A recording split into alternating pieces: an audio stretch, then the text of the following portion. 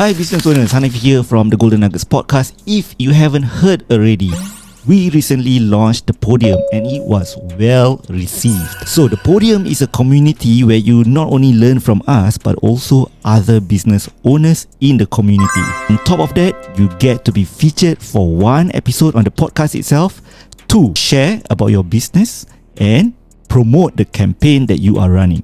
To be a part of the Podium, you simply need to sign up at tgnpodcast.com/thepodium. So this $250 startup price offer is only valid for the next 10 sign up.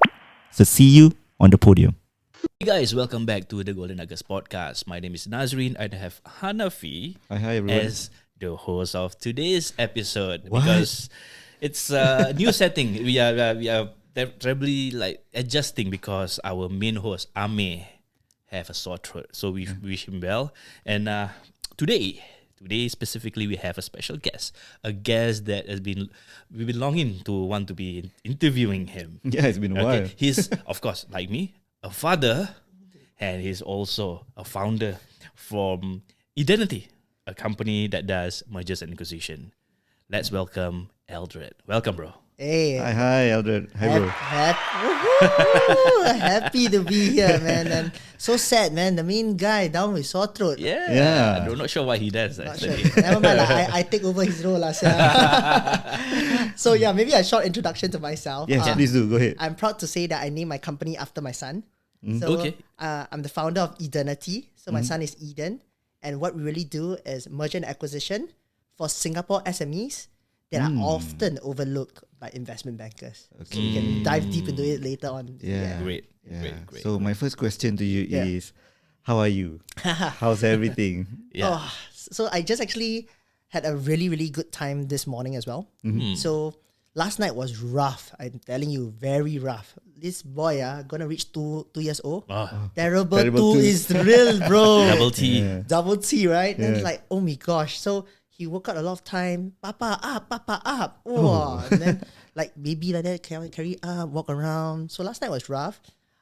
Sent him to school a little bit later because I want him to sleep. Okay. You know what? But not bad, you still have the energy. Bro, all the way, bro. So how it works is send him to school and really spend quality time. So you ask me like, how am I, right? I think it's very important to be very truthful to yourself and to say that, okay, when I'm actually with my son, quality time, personal. Don't Okay. touch work. When it's work, pure quality time also, work. Don't talk about it, right? Okay. So after sending him, actually had a very good discussion with a potential investor after I sent him to school. And then I jumped straight into here. And my schedule later will be even crazier. But it's all good, man. All good. Wow. Okay. So you are the founder of Identity. I Yeah. just want to find out, like, you help companies merge Yeah. and acquisition also, right? Yeah. What's the biggest that you've done? Biggest in terms of size. Yeah. So this drives a little bit of a background as well, right? So I just started Edenity like 6 months. Okay. But typically for mergers and acquisition, it ranges lah, right? It takes sometimes as fast as probably even 6 months. As long sometimes years also haven't closed one. Right? Okay. So like for myself personally, not yet. Haven't closed anything yet. Fingers crossed, gonna close something by end of this year. So that size is relatively on the smaller side. Probably in the range of like 1 point something, 2 million plus. Okay. thereabout. Okay. But in my previous capacity, whereby I was working with a boutique investment bank, rough sense sizes go all the way up to 50 million, 50. 5-0. 50. But 50 still considered small in the M&A world. M&A world very big. People Of talk course. billion. Trillions? Trillions, Rare. Rare. Rare lah, Or in the billions lah. Yeah. Millions, billions also other lah. Billions other. But for me, I like underdog. That's why I focus on Singapore SME. Okay, I like okay. underdog. I want to understand a bit deeper, right? Boleh. Like how you get to where you are today and closing like 50 million deals. No lah. Right. As a kid, right? What were you doing? Like from school, secondary? Yeah. How you were back in your Back in primary the school? years, same lah. Noisy, run around, play basketball, disturb people, disturb girl, disturb guy, disturb everybody lah, right? Okay. But back in the day, it goes a little bit deeper. So I'm happy to kind of actually share with you my childhood lah, right? Okay. So as a child, I'm proud to say I come from a single parent family. Okay. So being the eldest, boy, girl, boy. You know lah, at the absence of 4, no. So the two girls are sandwiched between the two gentlemen. Sandwich, bro, sandwich. But then that one, the burger patty, no, the bread not so nice lah. You're the top, So you're the top and then your brother at the bottom. Other the sesame seed only lah. The sesame seed nice only yeah. Okay. Yeah. So for me, back then single parent. So my mom raised all of us up. Right, kudos to her. Not educated, busted her ass off. Wow. 2 to 3 jobs. Then you know lah, Asian context, no papa, abang become papa lah. Right? Okay. Yeah. So I took on that role. I stopped taking money from her since the age of 12.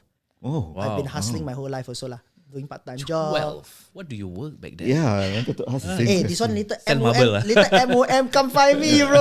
Back then. Back then. So basically I help a lot with my family friend business. So basically their family owns a travel agency. Okay. Then you know travel agency, they want the son to take over the business lah, right? Yeah, naturally. But the son satu orang go there, sian what? But then come with buddy with me, go Okay. there. You know, we can actually help here, help there, help accounts department, help sales, apa. So that's where I really get into the foray of business lah. Okay. And funny thing enough as well as they were actually going through an acquisition themselves, so they were selling. Okay.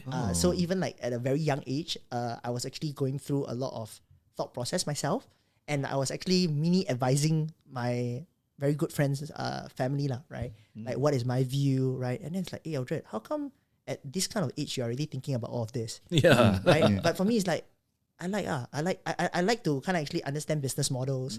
I want to like to understand what is fair value, right? But I never go to like the textbook nitty gritty lah. Wow, talk about all this financial engineering. How do you leverage, etc., etc. Right. All these too chim lah. That's why I prefer to be in the SMEs because it's cowboy ah. Yeah, is there any pivotal point prior to that makes you have an interest to mergers and acquisitions? There must be something. Yeah, because like suddenly at the age of like, just passed off and then you're like looking at mergers and acquisition and yeah, you can't like naturally have an interest to that, right? Is there a book? Yeah. Is there a video or No. something? So you're talking about trigger point lah. Yeah, Trigger trigger point. point. So I think there are a few lah, right? So the first one is because I stopped taking my money from my mom, I had to think about how to earn money. Okay. So naturally, I'm thinking what is the fastest way to earn money lah. Like everybody tell me, hey, McDonald? McDonald's separate topic, you know. This one McDonald's Last time what? $2 plus $2 plus Yeah. $3, bro. But then I started my career in audit. So there was a running joke if let's say I divide my hours I work McDonald's, I earn more, bro. Because my starting pay only I think 1,009 1,009 haven't minus CPF. After minus CPF, nothing much really, bro. Yeah, And then you work long hours, right? But you're talking about the trigger points, like what got me interested when I was young, lah. Yes. Right? So when I was young, I was thinking like, what's the best way to earn money? So I think basic salary don't work out. So I think like, okay, I need to go to like a sales commission kind of base, so that you put the carrot in front of me, I chase that kind of thing. So I started off as like retail, selling like fossil watches, get commission. That was after the travel agency. Slightly before as well. Oh, slightly before. Yeah, so basically trying to get exposed lah, right? Okay. Right, go sales, then I go to IT fair. IT fair, oh my gosh. Suntec, is it? Suntec ada. That one good money, Expo ada, bro. I tell you. Because in that 2 days, 3 days, as long as you sell, you get a commission, right? You just stand there, right? I tell you that.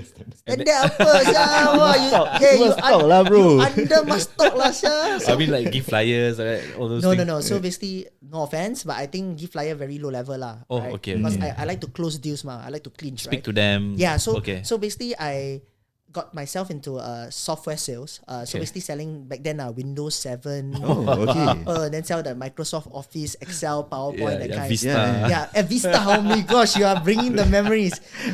So I was actually hired by Microsoft, but actually pegged towards a service provider. Okay. Then What's the service provider's name? wow, cannot remember the name already, bro. Okay. But I remember it's one shop at Sim Lim lah. Okay.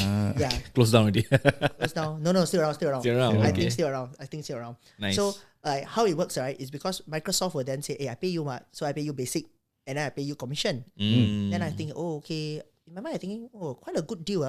But what if I can show my worth and do this even more?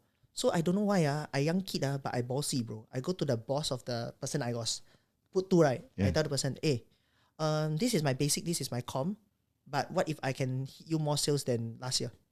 Then he like, huh? Wow, you young kid, you want to talk about sales last year? You know my sales last year like that? No, I confident. I want to hit more. If I hit more, how? Okay, I tell you what. You hit a certain percentage, I'll give you additional commission. So back then, it was like You sell one Windows 7, I think is $5 commission. You sell one Microsoft Office is $3 commission. But that is from Microsoft itself, mah. But this guy, because I got nego with him, he give me top up. So I think he matched 1 for 1, bro. So $5 plus $5, $3 plus $3. If you hit a certain amount. Okay. Then so that's where I realized, actually I'm already negotiating and looking for partnership and like all this. Yeah. So that was the start, bro. I top salesman, bro. I Wow. top salesman of the whole Microsoft software, bro. Like in that 2-3 days, I 2K plus 3K back then. What do you do? So to be basically the sell the software, and then I literally go there. I think about it. Oh, how do I do this marketing properly? I go and stack up all of the software into one nice shape. So like Microsoft Office, then I make it like a heart shape. Then put it at the front of the store, and then saying that anybody's software makes sense. Then I a bit smart also. I go and ask, the people that are distributing flyer, right? Yeah. I say, hey bro, you down here, right? You just direct them to the top right hand corner. I give you a potential percentage of my sales. Yeah, then they're like, oh yeah, makes sense, bro. In the end, we one small shop only at the top right hand corner. We strategically put ourselves at the top right hand corner, bro. Hours long queue, bro, non-stop. Wow. Then I down there just, okay, what's the best way to market these? Okay, get these. How to make it sui. How to make sure that people see, oh, want to buy. Then I down there talking. Then as I'm talking, I strategic one. I like this podcast, very strategic. I want to go to a bigger audience. I don't talk to one-to-one. One-to-one close, I also see. Sometimes close, not close. So when I'm talking every single time, it's a group 5 to 6. Okay. Then one shot, I say, oh, I really see, I see this family, blah, blah. By the way, if you buy this already, right, I can help you and potentially talk to the owner to buy other hardware at a discount. Then they, package deal, bundle, bro. Good offer. Then they out of nowhere go. Then I direct. Then the boss like, wow, bro, you instead of selling software, you also sell hardware. You everything. My revenue go up so much. The next time he said that, hey, you don't need to go to Microsoft. I hire you direct. He hired me direct. So that was I would say like one of the pivotal moment that I realized that I am cut out for business. So back in the days, I really thought to myself, okay I come from a single parent family, have to start grinding, right? So straight out of army, I went into PwC doing audit. Then after which, I went into a lot of things, but I realized I want to be a business owner after 10 years of being in corporate. Okay. And then here I am. Okay. So you were mentioning you went to army. Your friends, you started being friends with Imran Tahir in the army. Is that right? I heard from the event. Yeah. So basically for Imran, right? He's my reservist buddy. I see. This guy, rabak, like what I say in the event that time, right? He's the only like few Muslim guy in our bang right? But he don't want to ask the Muslim guy to do prayer and then go makan. He asked this Chinese boy down here. Chinese boy, Eldred, I close with you. Come after I pray, you follow me. You follow me go makan. Then this Chinese boy, Chinese, everybody all just lepak, chill. And this one, 5 a.m. wake up with him. Do the prayer and then makan. And then makan. Yeah. Because must go in buddies, right? But then reservist. Tak lah, nobody care one This guy FOMO alone scared he alone Wow. So big size but then scared alone. Apa ini lah? Imran, is he? Shout out. You. Shout out to Imran. Shout out to Imran over there, man. Yeah. Okay. So, after the whole thing with the travel agency, what was next for you? Wow. So Was there anything in between that and army?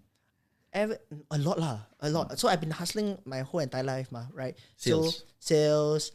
We were talking about, let's say, selling watches, right? Yeah, fossil watches. Fossil watches. Then we were also like other kind of sales because I want to make myself more diversified, right?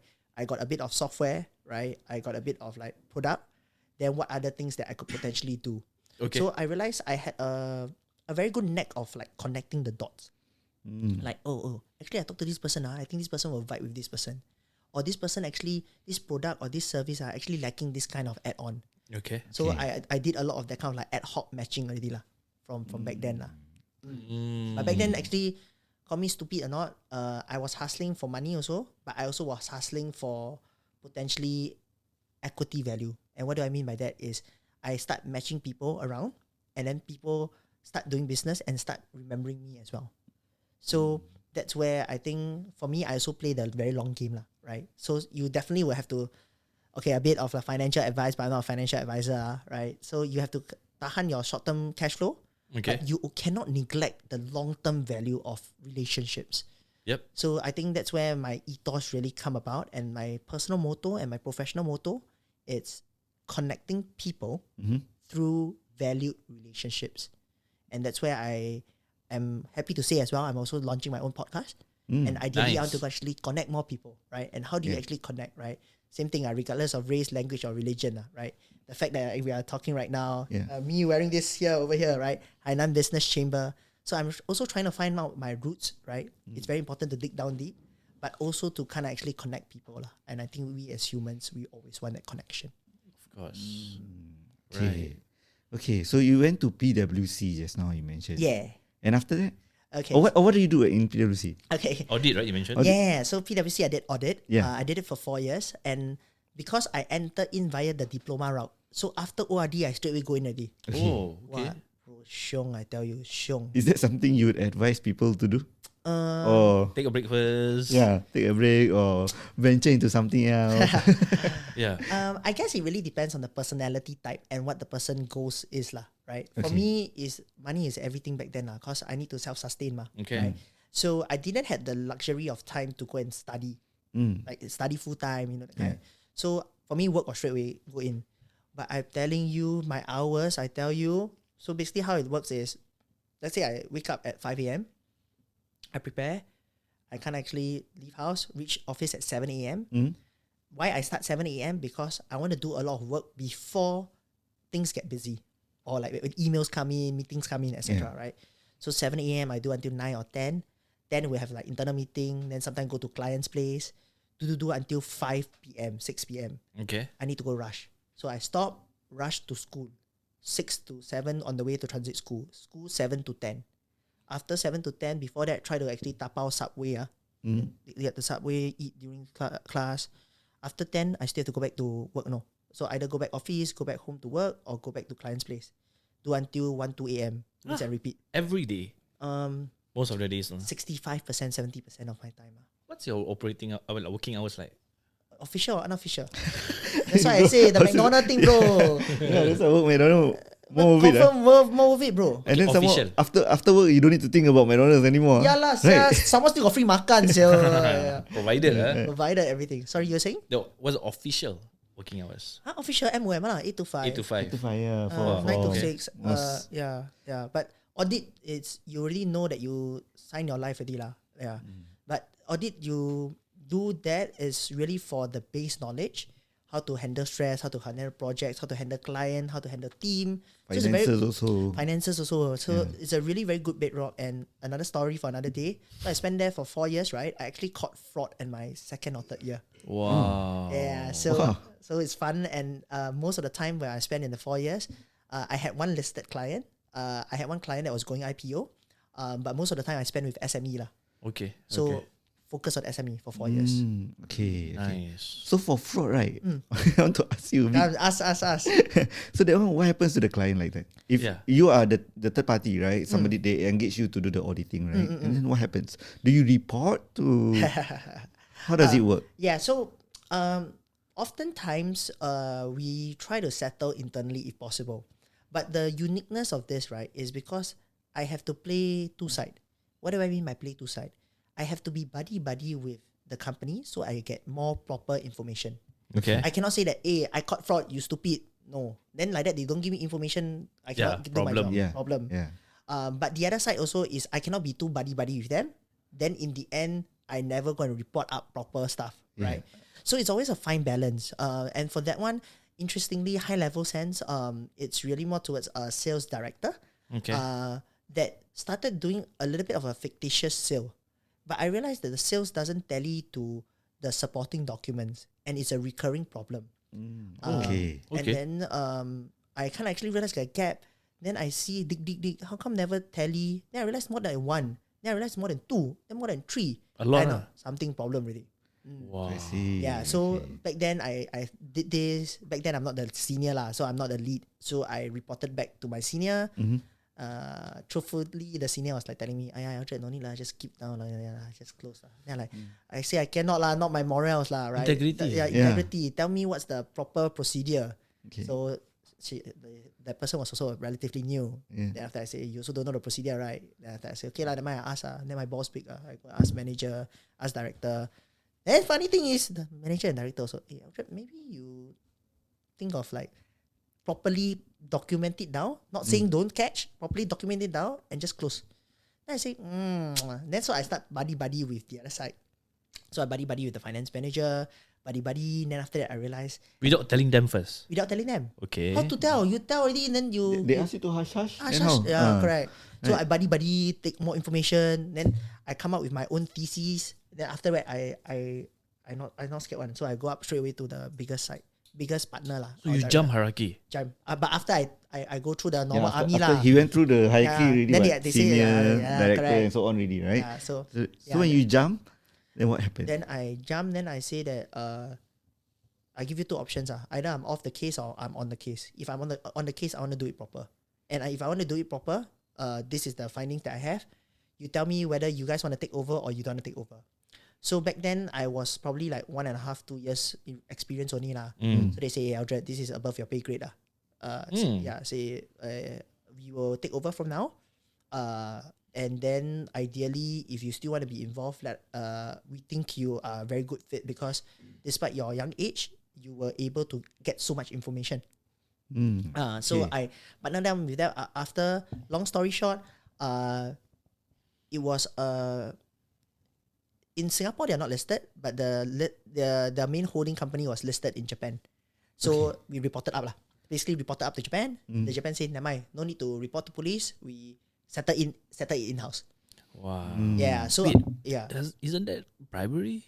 No, not bribery. Settle in-house? Settle in-house because it still got legal man. Like settle it proper proper. way lah. Proper, yeah. Okay. proper. Sounds like somebody's gonna get punished for whatever. Correct. So But that's doesn't in-house. need to be police case. Okay. Yeah, which actually happens a majority of time. So those that you see actually in the news is those that they cannot settle in-house. Then they Okay. yeah. Okay. So this is one example of any lah. I got a lot of going story lah. This one. above and beyond your usual job scope and Right. pay grade and then leading to something good lah. Yeah. Okay. So what happens after PwC? Okay. After your 4 years, what made you want to quit? Oh, okay. I think I live by this life motto. In life, you aren't exactly sure what you want, right? Everybody also don't know what they want, Yep. right? But through experiences, you kind of eliminate what you don't like. Yeah. So for me, I thought to myself, I don't want to be accountant lah. I don't want to press number every day like. But it seems like you were enjoying your job. For you? I enjoy because when you are fresh or when you just like come out, right? It's always interesting, right? To know about, okay. and I know that numbers and financials is gonna be the bedrock of anything. Right. Like it's the fundamental, right? Definitely. But after a while, would I really want to be a person who just catch number? Okay, one number right, one number wrong. So what? Yeah. It doesn't make an impact, Mm. right? So you see the auditor. Okay, yes. Luckily I was able to catch fraud, but that's one out of how many? Most of the time there's no catching. You catch the thing already. You think of the best way to cover it. That's the that's the proper way to cover it, lah. Right? Legally, etc. So that you don't need to do paperwork. Or do lesser paperwork, lah. Don't do full paperwork, that kind of thing, lah. Yeah. Right? Army style, lah. Right? So I realized, not to my style, and then I realized I really want to start my business. I told you, right? Like in 10 years' time. So I thought to myself, okay, financial, I think relatively there. PwC is a good brand name. It's good enough for me to go. But I had enough of the dinner and dance. I had enough of the big show. I had enough of the play politics game, right? So the curry favor, etc. I don't want. I want to be good business. So I thought to myself, I want to join a startup, and ideally, selfishly because I come from a single parent, right? So I don't want to reduce my pay, but I want to be at entry level. So I want to go in as an entry level, yet I'm able to really spearhead something new and exciting. So I left PwC and joined a startup private equity / project financing company. Okay. So what does it all mean? Fancy term is got money, try to buy company and try to finance project. So back then we were looking at a very hot topic actually. So it's sustainability. So we were doing like solar, water, wastewater, trying to finance project. Okay. Developing countries like India, Indonesia, Philippines, and before COVID, China. And because we're based in Singapore and Malaysia. Okay. So interesting. Look at SMEs, normally family-owned businesses. Yeah. Help them with a bit of my audit knowledge to help them with their financials, but also see whether the project is viable to finance and invest, and the company is viable to finance and invest lah. Wow. Then we set up Interesting. offices in Indonesia, Philippines. Back then, we were applying for non-banking financial company license Yeah. because you want to give loans, right? You have to Yeah. make sure that, etc. But before that, if you really cannot, what was the best way to legally do so? So I learned a lot lah. So to answer your point, straight out of PwC, I joined that company called Tigris Sustainability. Used to be ex World Bank, IFC people, head of Asia, and then came out to do something on their own. So I just followed them. Did for 4 years lah. Okay. So how long you mentioned 4 years, right? How long after that did you start this Edenity? Identity. Okay. So basically, I told you, right, like from the start, I wanted like just 10 years of corporate. Yeah. So 10 years of corporate, then 10 years of corporate. So basically 4 years PwC, Yeah, and 4 years. 4 years of this Tigris Sustainability, then 2 years in a boutique investment bank. Okay. Yeah. So boutique investment bank. So audit, financial knowledge, private equity, project financing, buying companies, right, and financing. Oh, I still realized related to Tigris. no, Tigris was the 4 years Yeah. buying and financing Yeah. But then I realized something I lacking. I lacking to sell company. Okay, you do the acquisition part. Yeah. Yeah, I only buy. acquisition. From the buyer perspective, only buy But then Yeah. I never think about how to sell, how to raise money. Exit all this. So that's why I went to this boutique investment bank. So during this boutique Okay. investment bank, I quadrupled their revenue. But basically, we successfully sold a business lah. So I did it end to end okay. actually. Wow. Wow. Quadruple. Quadruple. How much is it? If it's something that you can share. Roughly more than 1 point something million lah. Wow, interesting. Yeah. You were like a salesperson back then, until towards even in the later years, you are still selling something. Buying or selling the idea of a dream. Right. Yeah, it's still a like for lack of a better word, it's a professional salesman lah. Yeah. Like, yeah, it really is. Describe me what kind of salesperson you are. Are you aggressive? Are you strategic? Are you someone who is balanced? Yeah. I think from this podcast, you guys probably can tell lah. I am somebody who call a spade a spade. So I'm very genuine with my transaction as Okay. well as my relationship building. Okay. So as a salesperson, I tend to be a little bit of a nice guy. Too nice until you okay lah, can lah. But the thing is, I also make sure that there are alignment of interest, which Yeah. is very important. Yeah. Okay. Right? Some people die want this. Some people die want this. So I give you one example, and you guys probably can relate, right? Okay. If buyers, right, you want to buy something high or buy something low? Low. Low. Yeah. Seller? Hi. High. Then how? Tak match what? Yeah. Then how? Meet in the middle? Middle ground. But what is middle? What is your definition of middle, right? So as we go in even deeper as this, right? Sometimes buyers don't mind buying something that is high, no?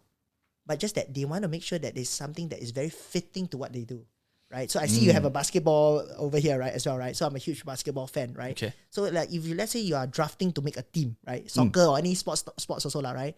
Do you draft for talent or do you draft for fit?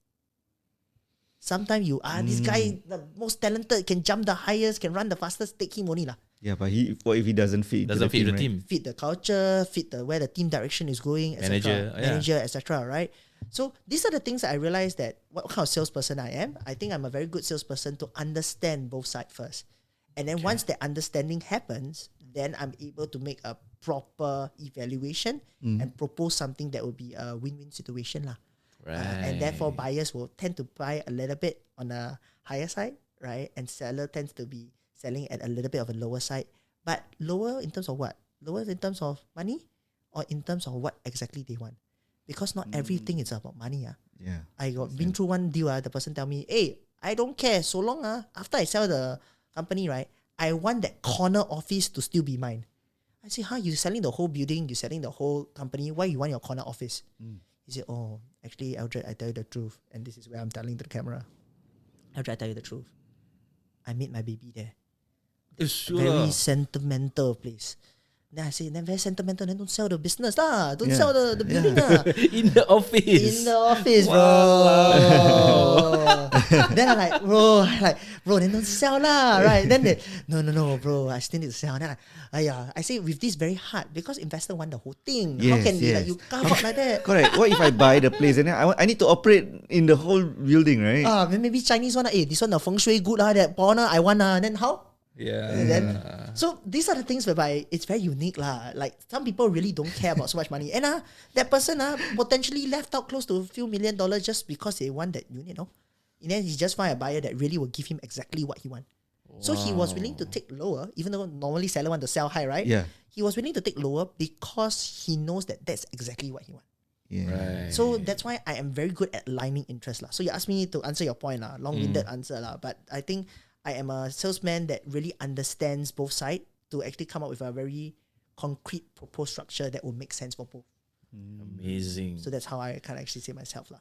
All right, we want to take a pause Sure, for man. this episode, for this part, Yeah. and I believe you have lots of challenges that you can share Yeah. throughout Yeah, your sure. And journey. I have a few investment questions that I want to ask as well. Can anything, Yeah. any and everything, my friend. So Okay. yeah, stay tuned to part 2, guys. Right, Alright. with that, we wrap up and see you on the next one. Cheers.